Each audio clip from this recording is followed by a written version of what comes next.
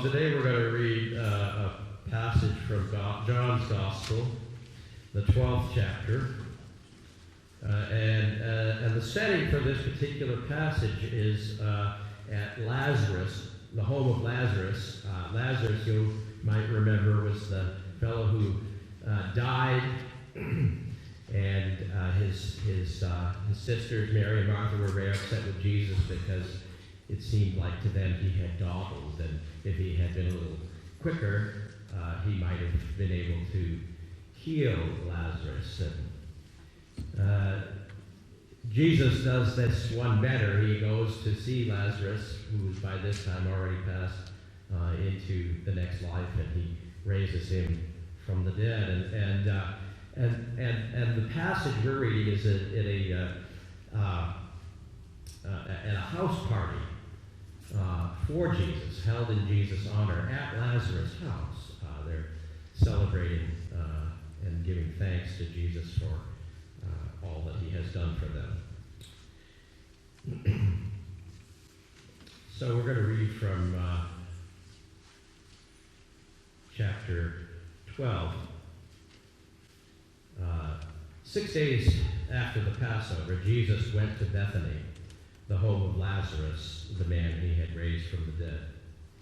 They prepared a dinner for him there, which Martha helped serve. Lazarus was one of those who were sitting at the table with Jesus.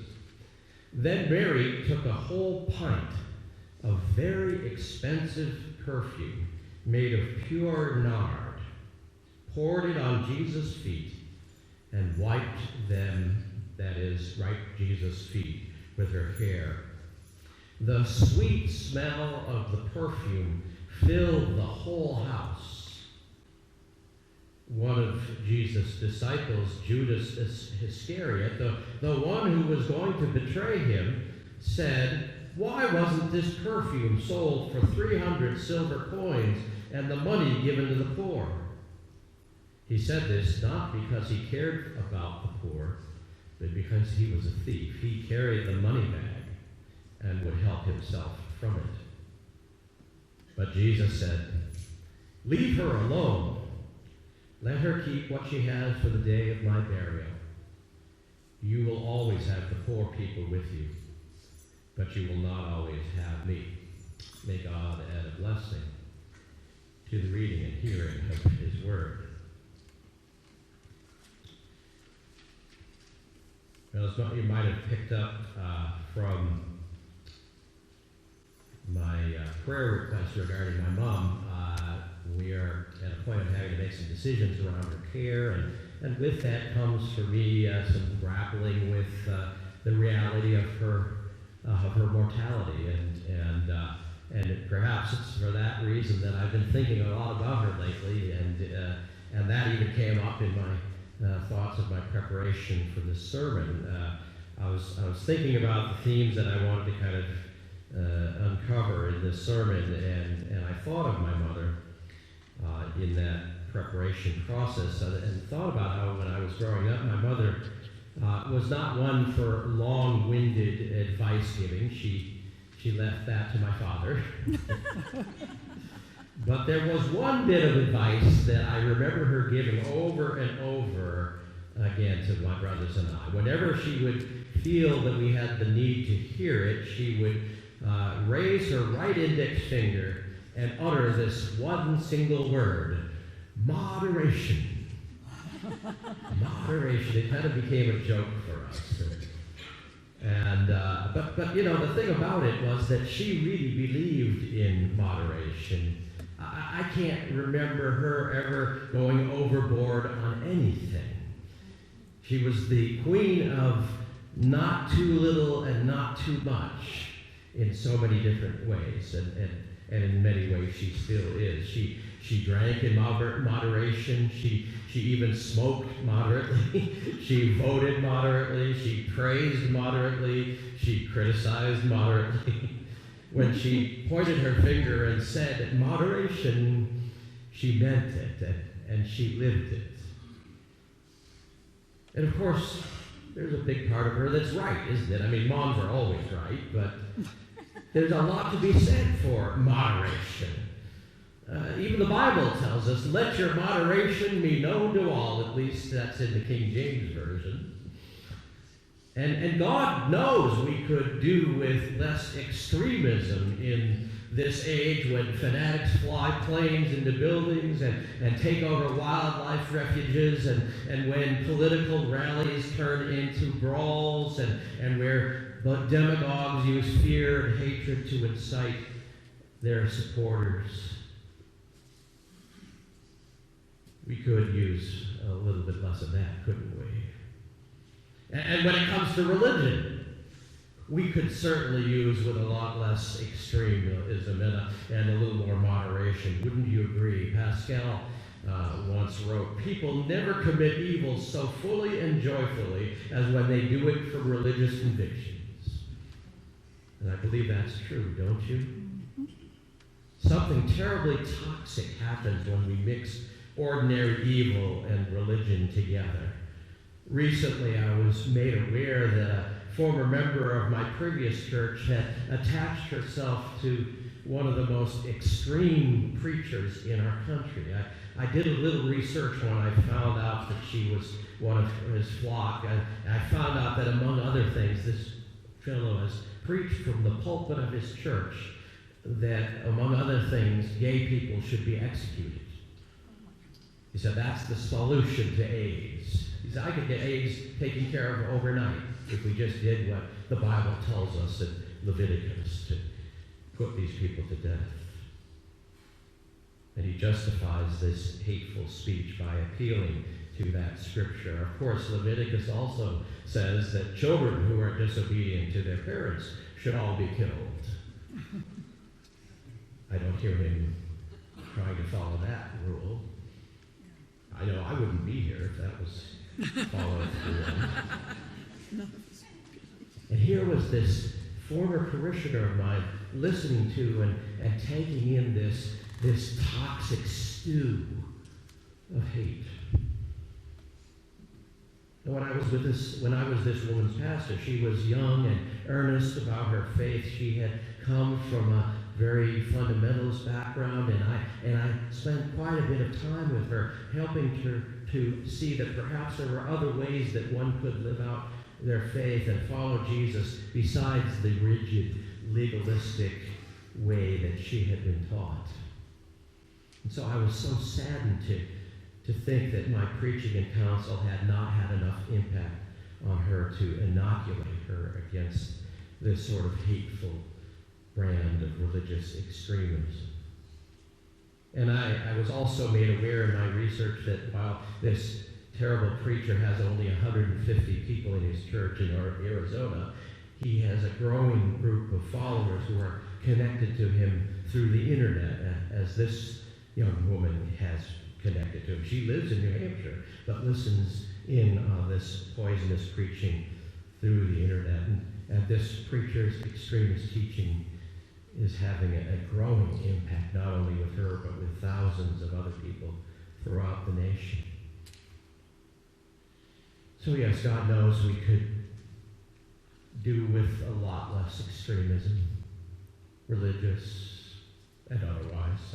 I look out at the landscape and I'm tempted to follow my mother's example and raise my finger and say, moderation.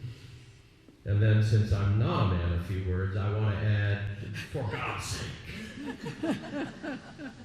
And a whole lot of other things. And yet,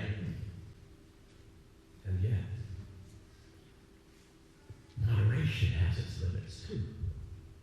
Its shortcomings.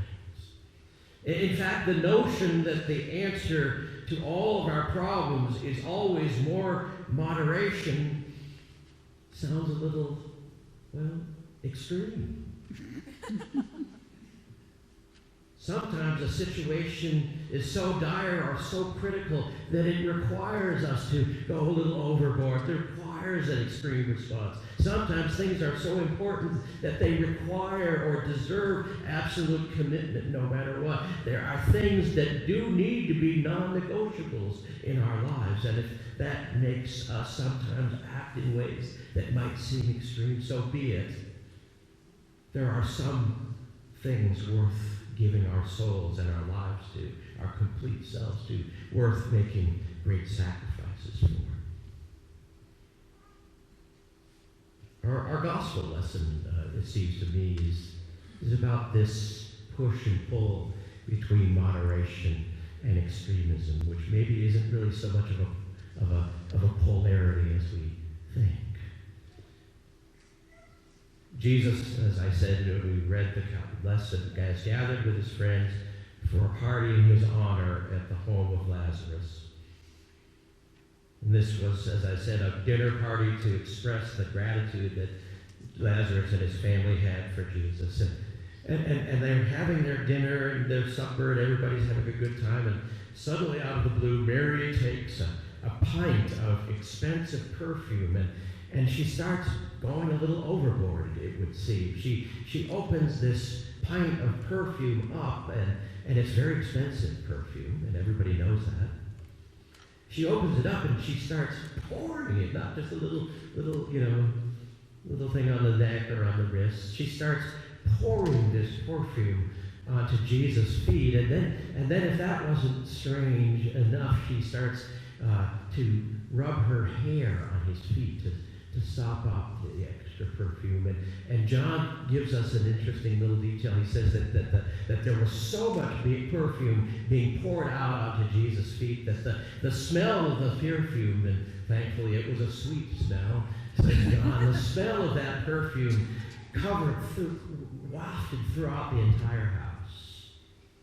I mean, she wasn't, like I said, she was going overboard. And she was going overboard on a couple of different ways. First of all, she was going overboard in becoming very emotional in her behavior towards Jesus. Now, for us, if we saw someone doing this, we would probably think they were strange. But in Jesus' time, if a woman did this to a man that she wasn't married to, she was being very forward. This was seen as scandalous behavior. Not just weird, but scandalous behavior. So first of all, she's going overboard in terms of her extreme emotions and behavior towards Jesus, or a woman behaving towards a man in this way that was so against the conventions of the day. But even more than that, Mary's actions are extreme in terms of how much the perfume that she is pouring out is worth and what it represents. We're told that Judas thought that they could sell this perfume for 300 silver coins, which scholars say that in today's dollars, that would be about $10,000. Can you imagine that? $10,000 poured out in one fell swoop. And that is the even more extreme aspect of her behavior towards Jesus. And it is that particular aspect of Mary's behavior that really scandalizes Judas and that he objects to. He says, if you were going to just waste this perfume all at once, you should have just sold it and given all of that money to the poor instead. Now, John lets us in on the fact that Judas has an ulterior motive in all of this, right? I mean, no one else knew this at the time, but Judas, we know, was going to eventually betray Jesus. And John lets us in that Judas himself, while he was sort of the treasurer for the disciples, I mean, he had the community purse, which by itself is a fairly extreme idea. He had all of the money, and Judas, John says, well, he's looking forward to having all that money so that he can skim it off the top. But on the face of it, Judas seems to be sort of the voice of moderation, right? Now I've heard people say exactly this sort of thing in 30 years, nearly 30 years as a pastor. Probably you have heard people in churches say the same thing, that whenever there's something that is proposed that seems in any way at all extravagant, people say, oh gosh, I don't think it would be all right for us to spend our money that way. If we're going to spend that money, we should spend it on serving the poor and helping the poor. And it's a compelling argument. Although I will say this on the other side. The time that I heard it the most was, some of you know that in my previous church, we sold our our original church building, and we built a new building. And of course, that involved a lot of money. We were needing to raise a lot of money to finance that construction project, and all sorts of folks said, gosh, it just seems to me strange to spend, $700,000 or $800,000 on our building, and wouldn't it be better to take that money to help the poor? And I said, well, yeah, I can see that. Now, I presume you're going to start a campaign to raise $700,000 for the poor. I'm not trying to be flip, but, we were talking about a mythical $700,000, weren't we? Anyway, you hear this, and you understand where it comes from. It is that voice of moderation. And so it's interesting that Jesus, when it comes down to it, goes on the side of Mary, the overboard one, right? Jesus stands on the side of Mary, and not just because he knows that Judas isn't sincere in what he's saying. Leave her alone, he says. Leave her alone to her extremism, to her emotions, her awkward actions, her extravagance, since they are all directed towards honoring me. In fact, Jesus goes a little further. He ties her extreme action of anointing his feet to his upcoming burial. And we're meant to be remembering in that situation how, in the same spirit in which Mary poured out this ointment, this perfume onto Jesus, Jesus poured out something far more valuable, his entire being, his life, his blood, in an offering to the world. Talk about going overboard. In fact, that's one of the things that Judas didn't like about Jesus. That Jesus seemed to be willing to go to that extreme. Jesus went to extremes so many times in his life. He didn't do so as a fanatic or as someone who was meaning to destroy or to eliminate people that he didn't agree with. He did it out of compassion, but he was one who went to extremes in a very moderate way. See, that's the funny thing about these sorts of things. It's pretty much impossible to be moderate in all things, because when that happens, we become extremely moderate. Right? It's like the people I met in college and in grad school who would say that there were no absolutes, nothing that was true always and forever. And I would say, gosh, that sounds an awful lot like an absolute statement. You're saying, oh, well, there's no absolutes, and you know that. That's an absolute. See, it's very hard to be all the way in these things. It's like the people who we say, and all of us have said it, I've said it, oh, don't judge. Well, what are we doing about people we think are judging others when we say don't judge? You understand what I'm getting at? These polarities, these things, they're not so easy to get out from, under. And so it is one of these situations where there is no one-size-fits-all answer to the question of when we should practice moderation, when we should go extremes. No one ever said that the life of faith would be easy, or that this religion thing would be easy to get right. It's very difficult to get right. I've been working at it for 50 years, and it's tough to get it right. And I know many of you have perhaps even had it even longer. And one of the things I noticed that I've done, and I've seen it in other people too, is you say, oh, well, I went overboard this way. I need to correct that. And then what do? I go to the other extreme. Right? Like when you try to correct a car that's going out, and you go. Sometimes I've done that. And maybe some of you have as well, or maybe you've seen other people do that? No one ever said that it's going to be easy, but there are things that are worth giving ourselves to, things worth sacrificing for, things worth going to extremes for. And one of the lifelong challenges of the spiritual life is to figure out what those are. And then give ourselves to those things, always open to recognizing maybe we were a little bit wrong. And then changing. Well, we're going to get it wrong. That's what forgiveness is for. But it's also what life is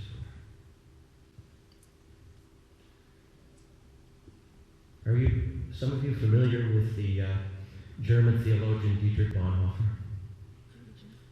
A wonderful guy who originally from Germany, grew up during the Nazi era and the World War II era in Germany.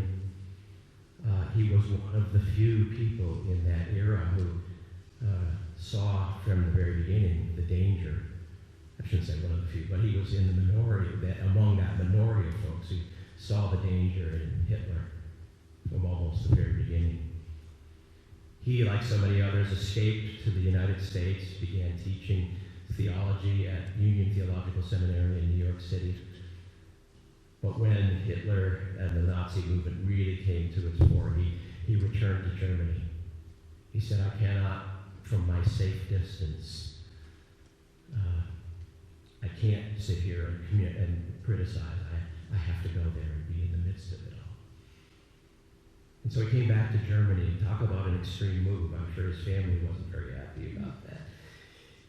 He went back to Germany to be a part of the underground. And as time went by, he became convinced that the only way to stop Hitler was to assassinate him. And not everyone necessarily would agree with the way that he approached things, but he got involved in a plot to kill Hitler. And that plot was, unfortunately, I guess I would say now, in retrospect, unfortunately, it was uncovered before it could be fulfilled. And Bonhoeffer, as one of the participants, was imprisoned in a concentration camp and eventually hanged for treason. Just a very intelligent, moderate guy, but understood that there were times when we need to act. I remember some years ago coming across an eyewitness description of his execution written by a doctor. I can only assume a Nazi doctor or a doctor who cooperated with the Nazis at the Flossenburg prison and concentration camp. And he was there to witness Bonhoeffer's execution, his hanging. Here's what he has to say about this fellow who was willing to go overboard on things that now in retrospect we understand were a holy cause. He says, on the morning of that day, between 5 and 6 o'clock, the prisoners were taken from their cells and the verdicts of the court-martial read out to them. Through the half-open door in one room of the huts, I saw Pastor Bonhoeffer, before taking off his prison garb, kneeling on the floor, praying fervently to his God. I was most deeply moved by the way this unusually lovable man prayed, so devout and so certain that God heard his prayer. At the place of execution, he again said a short prayer and then climbed the steps to the gallows, brave and composed. His death ensued after a few seconds. In the almost 50 years that I had worked as a doctor, I've hardly ever seen a man die so entirely submissive to the will of God. Well, there it all is, isn't it? Moderation and extremism, all in the same package.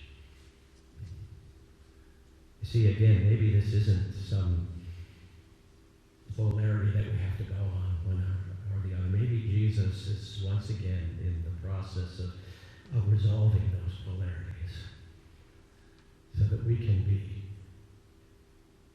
extreme when the things need to be extreme, and moderate when we need to be moderate. But overall, doing everything that we can to follow Jesus as closely as we can.